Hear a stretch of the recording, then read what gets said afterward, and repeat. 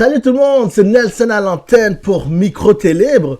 Aujourd'hui, nous allons parler d'un sujet qui fait l'actualité en ce moment. C'est le documentaire de Reckoning sur Diddy, produit par 50 Cent et Alessandra Stapleton.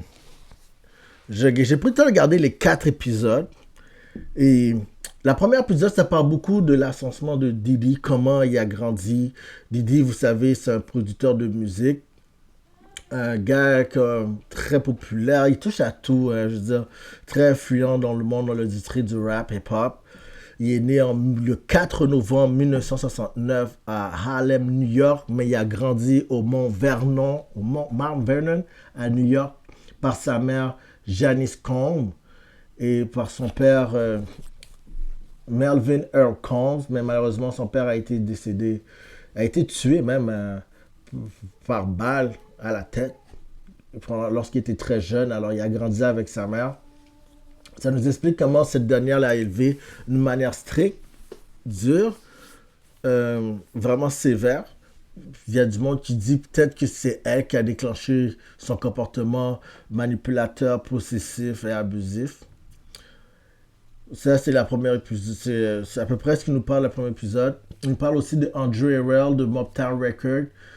Comment Diddy a voulu travailler pour lui, tout apprendre de lui, pour s'inspirer de lui finalement, parce que c'était lui, c'était le président du Motown, d'un record label qui s'appelle Motown Records, et Diddy s'est inspiré de sa stratégie, puis par la suite, à un moment donné, il est devenu plus grand que le programme, puis Andre Harrell a fini par le licencier. Il nous parle de ça. Épisode 2, il nous parle beaucoup de Biggie et Tupac, de la rivalité entre lui et Suge Knight, comment le tout a commencé. Ça nous parle aussi de la guerre qu'il y avait entre l'Est puis l'Ouest, la relation que Biggie et Tupac avaient ensemble. Au début, ils s'entendaient très bien finalement au début. Mais par la suite, il y a quelque chose qui a déclenché ça. C'est lorsque vous savez l'histoire que Tupac s'est fait tirer dessus à New York au Quad Studio. Puis lui, selon Tupac, il a toujours pressenti que ça venait du camp de Biggie et de Diddy. Mais dans l'épisode 2, c'est comme si il nous essayait de faire croire que c'est peut-être Diddy qui a été derrière tout ça, derrière la mort de Tupac et même de Biggie. C'est ce que ça nous laisse faire croire, pareil. Ça nous laisse croire ça. Mais il ne faut pas oublier, c'est 50 Cent qui l'a produit, hein. 50 Cent puis Diddy, là, je vais revenir là-dessus avant. Je vais juste terminer aussi. L'épisode 3, je vais faire des résumés sur les épisodes. L'épisode 3, ça parle un petit peu plus de Danity Kane, qui était un de ses groupe de jeunes femmes, avec Audrey O'Day. Elle, c'est une des chanteuses principales du groupe. Elle nous raconte un peu, supposément, elle sent que peut-être Diddy l'aurait agressé à son insu. On ne sait pas. Diddy l'aurait peut-être violé. Et aussi, il y avait aussi, ça c'est ce qu'elle dit, hein. C'est ce qu'elle dit. Puis, il parle aussi de Day 26. Il parle aussi de Mace. Tous des rappeurs que Diddy avait à son emprise. Il y avait Craig Mack. Ensuite, si je peux vous dire, il y avait Diddy avait tellement d'artistes, guys. Il y avait Mary J. Blige, il y avait Usher aussi. Même Diddy a découvert Usher. Ouais, il y avait tellement. Le mec a dit. J'ai fait découvrir beaucoup d'artistes. Puis ça parlait qu'en résumé, que beaucoup d'artistes de Bad Boy, ils n'avaient pas grand chose dans les poches. Genre, ils faisaient tellement de succès, ils vendaient des albums, mais les artistes eux-mêmes, ils crevaient de faim, ils n'avaient pas vraiment d'argent. Puis supposément, Diddy aimait le fait de les voir venir lui demander de l'argent ou le quitter, puis lui, il pouvait juste les dominer puis les contrôler. C'est ça, c'est que on voyait surtout dans les entrevues. Parlons aussi de Kurt Barrow, une des personnes avec qui a fondé Bad Boy aussi ensemble. Il a pris 25, puis il a cédé 25% des parts de Bad Boy, puis on se pourra un jour le récupérer armé d'un bâton, puis des gardes du corps pour lui dire hey, tu vas me signer le papier pour remettre mes 25%, je les reveux. Il a fini par les signer. On parle de Kurt Barrow. On parlait beaucoup de. Il a parlé même de son ancien garde du corps aussi. Ses anciens gardes du corps ont témoigné. Il y avait aussi la madame Jacqueline O'Neal, pardon. Elle aussi, elle peut moins comment ça a été sa relation avec Didi lorsqu'il était plus jeune. C'est ce qui nous parle un peu du troisième. Il y avait aussi Captain Collard, une des personnes avec qui que c'est comme elle travaille pour Didi. C'est comme le genre de personne qui s'assure que tout. Elle sait qu'elle connaît Didi de fond en comble à l'heure qu'il mange, à l'heure qu'il se lève, qu'est-ce qu'il aime faire. Puis elle s'assurait que sa journée, Didi passe une très belle journée à chaque fois. Alors, elle parle de Capitaine Capricorn Clark. C'est elle justement qui prétend que Didi l'aurait kidnappé pour l'emmener à la maison de Kid Cudi. Il nous parle un peu de Cassie tranquillement, il nous parle un peu de Cassie. Il nous parle aussi comment Didi a pris Cassie, entre guillemets, a séduit Cassie pendant qu'elle sortait avec Ryan Leslie. Et ça nous parle un peu que Cassie avait 19 ans à l'époque, comme le pouvoir, comment Didi était trop en pouvoir pour elle. Surtout que c'est P. Diddy, là, genre, toi, t'as un jeune artiste qui commence l'industrie, ça. On parle de ça. Au quatrième épisode, là, il nous parle un peu, genre,